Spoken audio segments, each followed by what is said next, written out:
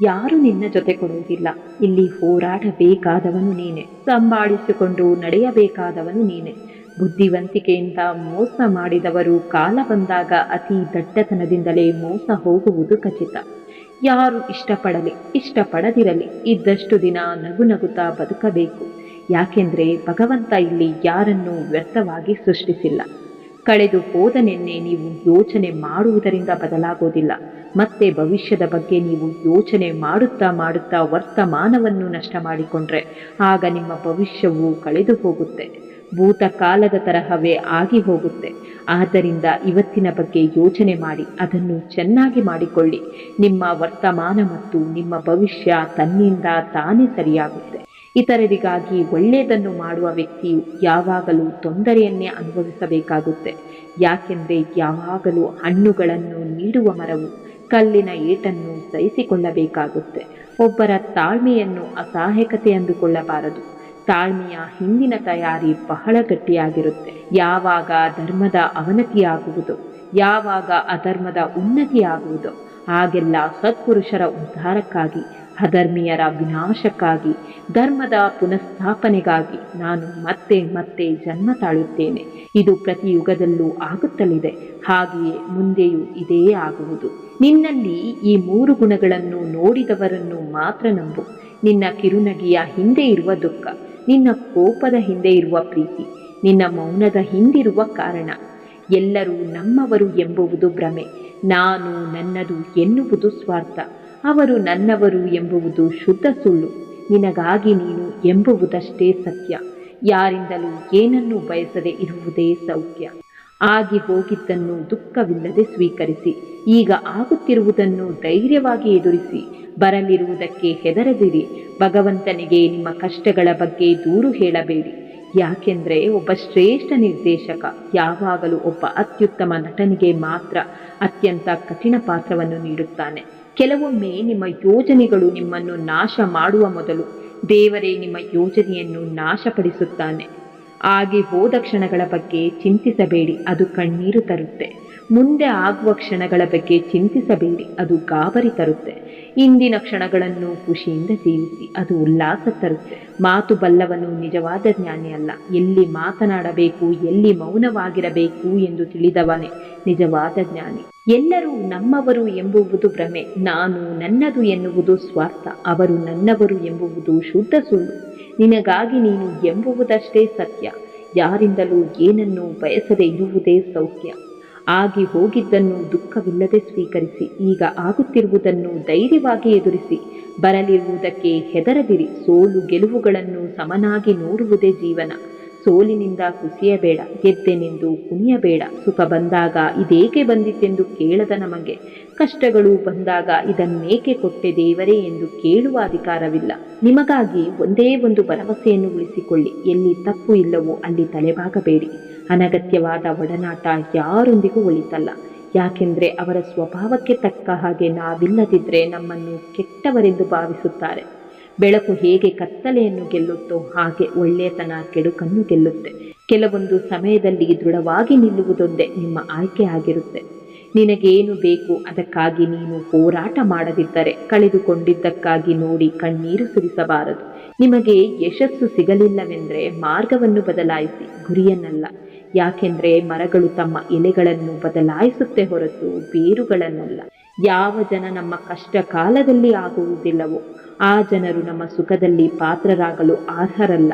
ಜವಾಬ್ದಾರಿಗಳು ಹೆಚ್ಚಾದಂತೆ ಮನುಷ್ಯ ಮೌನಕ್ಕೆ ಶರಣಾಗುತ್ತಾನೆ. ತಪ್ಪುಗಳು, ಸೋಲುಗಳು, ಅವಮಾನಗಳು, ನಿರಾಸೆಗಳು, ತಿರಸ್ಕಾರಗಳು ಇವುಗಳೆಲ್ಲವೂ ಉನ್ನತಿ ಮತ್ತು ಬೆಳವಣಿಗೆಯ ಭಾಗಗಳು. ಯಾವ ವ್ಯಕ್ತಿಯು ಈ ಅನುಭವಗಳಿಂದ ಹಾದು ಹೋಗದೆ ಜೀವನದಲ್ಲಿ ಗೌರವದ ಸ್ಥಾನವನ್ನು ಪಡೆದುಕೊಳ್ಳಲು ಸಾಧ್ಯವಿಲ್ಲ. ಯೋಚಿಸಿ ನೋಡು. ಸ್ವಸಹಾಯದಲ್ಲಿ ನಂಬಿಕೆ ಇರುವವರಿಗೆ ದೇವರು ಸಹ ಸಹಾಯ ಮಾಡುತ್ತಾನೆ. ಹೀಗಾಗಿ ಜಯದ ಮೊದಲ ಗುಟ್ಟು ಆತ್ಮವಿಶ್ವಾಸವೇ ಆಗಿದೆ. ಯಾವಾಗಲೂ ನಿಮ್ಮ ಸ್ವಂತ ಜನರ ಬಗ್ಗೆ ಸ್ವಲ್ಪ ಎಚ್ಚರದಿಂದ ಇರಿ. ರಾವಣ ಸೋತಿದ್ದು ರಾಮನಿಂದ ಅಲ್ಲ, ವಿಭೀಷಣನಿಂದ. ತುಂಬ ಯೋಚಿಸಬೇಡಿ ನಿಮ್ಮ ಈ ಜೀವನದ ಬಗ್ಗೆ. ನಾನು ಯೋಚನೆ ಮಾಡಿಯೇ ನೀಡಿರುವೆ ನಿಮಗೆ ಈ ಜನ್ಮವನ್ನು. ಅವರವರು ಮಾಡಿದ್ದು ಅವರವರೇ ಅನುಭವಿಸುತ್ತಾರೆ. ಅದು ಒಳಿತಾಗಲಿ ಕೆಡುಕಾಗಲಿ ನಾವು ಯಾರಿಗೂ ಏನು ಬಗೆಯದೆ ಸುಮ್ಮನೆ ಇದ್ದು ಕಾದು ನೋಡಬೇಕಷ್ಟೆ. ನೇರವಾಗಿ ಇದ್ದದ್ದನ್ನು ಇದ್ದ ಹಾಗೆ ಮಾತನಾಡಿ ನೋಡು. ನಿನ್ನ ಜೊತೆಯಲ್ಲಿ ಯಾರೂ ಇರುವುದಿಲ್ಲ. ಸುಳ್ಳು ಹೇಳುತ್ತಾ ಇಲ್ಲದಿದ್ದುದನ್ನು ಕಲ್ಪಿಸಿಕೊಂಡು ಹೇಳಿ ನೋಡು. ನಿನ್ನ ಸುತ್ತಮುತ್ತ ದೊಡ್ಡ ಗುಂಪೇ ಇರುತ್ತೆ. ನೀನು ಊಹೆ ಕೂಡ ಮಾಡದ ಒಂದು ದಿನ ನಿನ್ನ ಪಾಲಿಗೆ ಬರುವುದು ಮತ್ತು ಯಾವುದಕ್ಕೆ ನೀನು ಯೋಗ್ಯವಾಗಿದ್ದೀಯೋ ಅದೆಲ್ಲ ನಿನಗೆ ಸೂಕ್ತವಾದ ಸಮಯಕ್ಕೆ ದೊರಕುವುದು.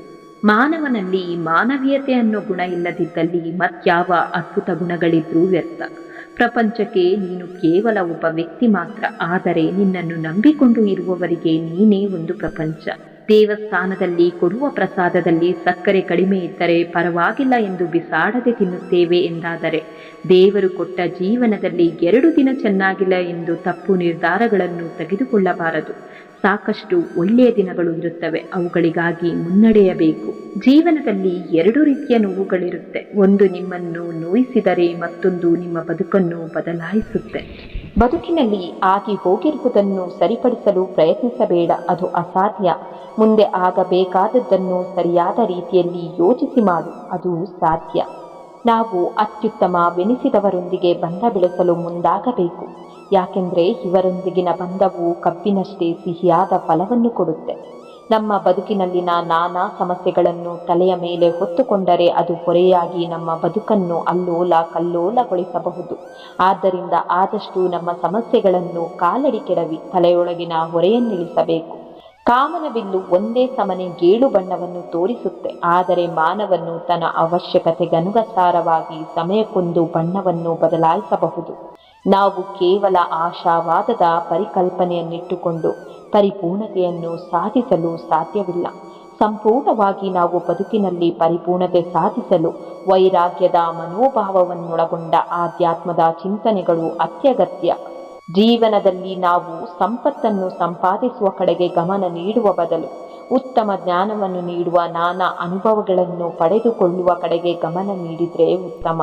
ನಮ್ಮ ಜೀವನದಲ್ಲಿ ನಾವು ಅಸಾಧಾರಣ ಕೆಲಸಗಳನ್ನು ಮಾಡಬಲ್ಲೆ ಎಂಬುದನ್ನು ಸಾಬೀತುಪಡಿಸಲು ನಾವು ಸರಿಯಾದ ಹೊಸ ಸವಾಲುಗಳು ಮತ್ತು ಸಾಹಸಗಳನ್ನು ಎದುರಿಸಲು ಮುಂದಾಗಬೇಕು.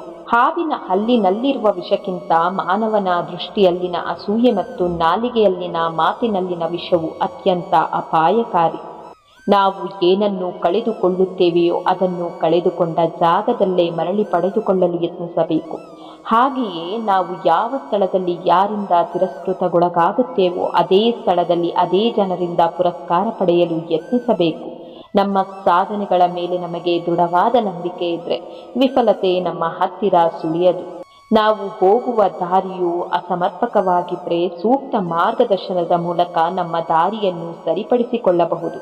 ಆದರೆ ನಾವು ಆಡುವ ಮಾತು ಅಸಮರ್ಪಕವಾದರೆ ಅದನ್ನು ಸರಿಪಡಿಸಿಕೊಳ್ಳಲು ಸಾಧ್ಯವಿಲ್ಲ.